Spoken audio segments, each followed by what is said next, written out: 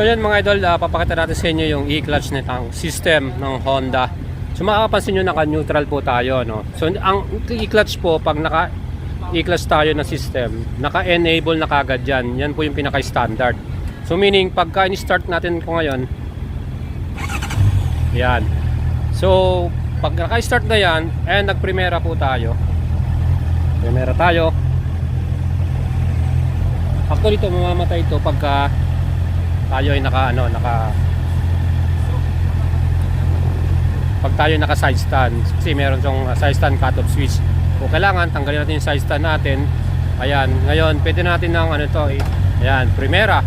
Mapapansin nyo, hindi ako naka-clutch siya, pero hindi na mamatay siya. So meaning, naka semi-automatic na tayo. So pwede na natin palitan din yan. O, diba? Segunda. Neutral tayo, segunda. Ayan, nag-yellow siya kasi ibig sabihin wala tayo sa tamang RPM. So hindi pa natin namimit yung RPM na yon. Pwede tayong tercera, kwarta, quinta, hanggang sixta. Yun po yung mga ano dyan. Ayan, so yan, nakikita nyo nagbe-blur siya na color yellow, meaning wala tayo sa tamang RPM natin. Yan po yung pagkakaiba ng e-clutch, ano. Pero hindi na tayo ayan, nakita nyo, hindi na tayo naka-clutch. So yan po yung kagandahan. So pwede tayo sa mga city ride, hindi na tayo mahihirapan, ano. Siyempre tatakbo ka dahil ito po ay naka-camera.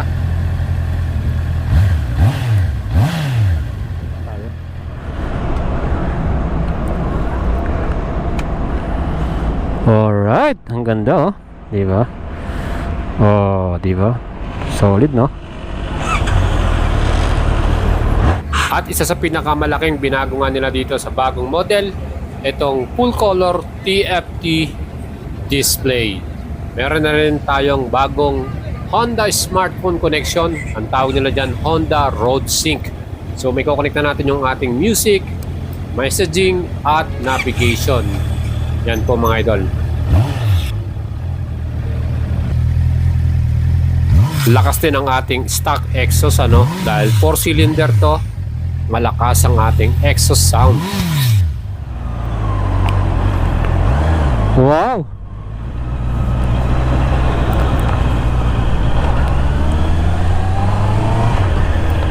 Wow! Semi-automatic na mga idol. Wow! Woohoo!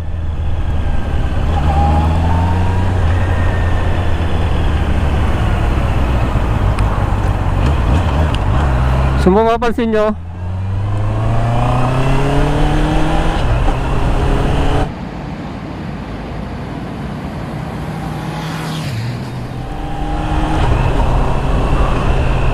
automatically nagsi-shifting na siya, and pedal ka lang ng pedal dito. So pag nakita nyo yun, nagdidilaw na yung gear indicator, meaning wala ka na sa tamang RPM at kailangan mo na mag-downshift or upshift, depende sa yung takbo mga idol.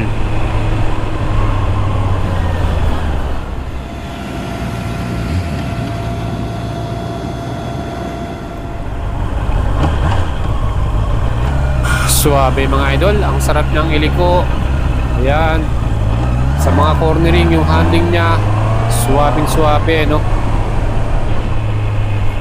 Perfect tong ating sports touring bike na to, CBR 650R.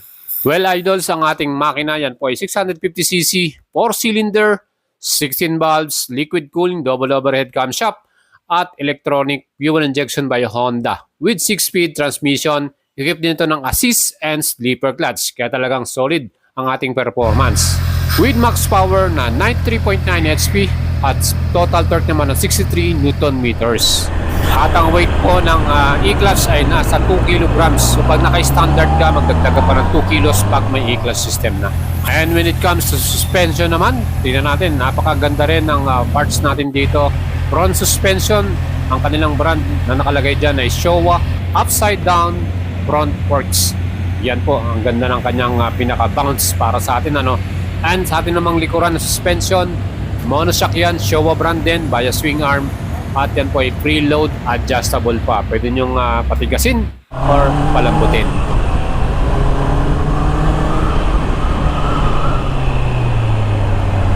Alright, grabe ang sarap niyang gamitin mga idol. Sulit na sulit pag naka e-clutch system ka. Iyan ano.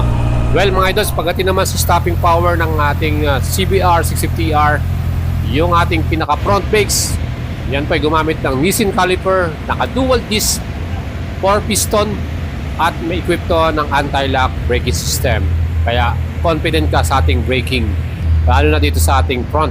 At sa likod naman, single disc lang ito, 1 piston caliper, Nissin din yan with ABS. Plus added safety features, Honda selectable torque control or yung traction control na tinatawag ng Honda. Diba? Sulit na sulit para dito sa ating sports bike na to. Inline 4, 16 valves. Aba talagang kahit ako, kung meron tayong pambili, bibili na ako nito. Gusto ko na siyang iuwi mga idol. Solid talaga, napakaganda. Highly recommendable tong ating bike na to. Front tire ay gumamit ng Dunlop tire 120/70 by 17 inch yung kanyang front size. Sa likod naman, ang sukat 180/55 by 17 inch. Parehong tubeless yan. And mga idols, isang impression ko rito yung pagliko. Suwabing-suwabe. Talagang ang ganda ng handling niya. Parang talagang perfect. At syempre yung bagong e-clutch ay nakakabilib talaga mga idol. Auto shifting na. Automatic. Yung upuan ng CBR 650R, may seat height yan na 810mm at pwede rin kayong bumili ng sports seat cowl na yan, parang cover.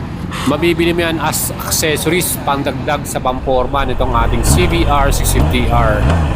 Ang total wet weight naman ng CBR ay 211 kg. Kung naka-e-clutch ka plus 2 kg pa yan, magiging 213 kg.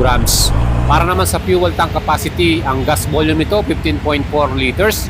At ang ating naman consumption, 20.4 km per liter. Ayan mga idols, equipped din ito ng HISS or Honda Ignition Security System. Parang immobilizer yan. Perfect, secured yung ating big bike.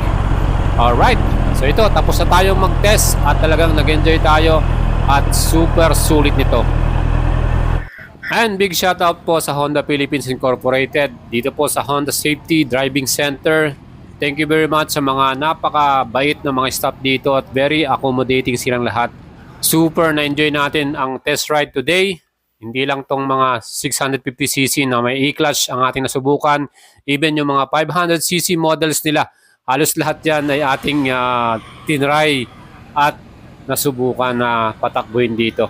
And sobrang lucky natin at na-invite nga tayo ni Honda Philippines Incorporated. Ayan, at yung mga nagre-request sa atin ng review at actual test, eto na mga idols, highly recommended itong ating brand new 2024 CBR. Sulit! Sulit na sulit talaga. Yung pinaka front face niyan, yan yung pinaka nagustuhan natin dito, yung pinaka bagong ano niya. Ayan. So ito yung ating brand new e-clutch na to. Eh talagang sulit pag binili nyo yung ganitong klaseng version. Ayan mga idol, salamat po sa Honda Philippines, talagang number 1 sila. And that's it mga idol, meron tayong dalawang version ng CBR 650R. Ang standard version may halaga yan na 554,000 pesos. At para naman sa e-clutch system, wala pa rin po tayong final price nito. Ibig sabihin hindi pa po ni-launch ni Honda yung kanyang final price. And abangan po natin yan ngayong month of July. Soon ay malalaman na natin magkano ba dinagdag ng Honda Philippines para sa presyo ng Honda CBR 650R with e-clutch system. Aba mga idols, kung akong tatalungin, mas prepare ko tong e-clutch. Perfect yan, lalo na sa mga city rides at matraffic ano. Kaya mga idols, leave your comment at subscribe in my YouTube channel at follow nyo ako sa ating FB page for more updates and motovlog sa inyo.